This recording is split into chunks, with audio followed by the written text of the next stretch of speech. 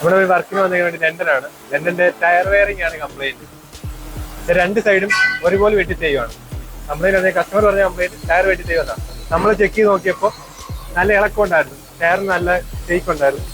നമ്മൾ അയച്ചു നോക്കിയപ്പോൾ സ്പിൻ അയച്ചിട്ട് തന്നെ ഓവറോൾ ചെയ്യണം. പിന്നെ ഗ്രീസും നോക്കിയ സമയത്ത് ഗ്രീസും മുരുകിയിട്ടുണ്ടായിരുന്നു. നമ്മളതിപ്പം ചെയ്യുന്നത് സ്പിൻ അയച്ച് ഓവറോൾ ചെയ്യുകയാണ്. ഇസ്രയേലിലെ ലൈലാൻഡ് സർവീസ് നല്ല സർവീസാണ്.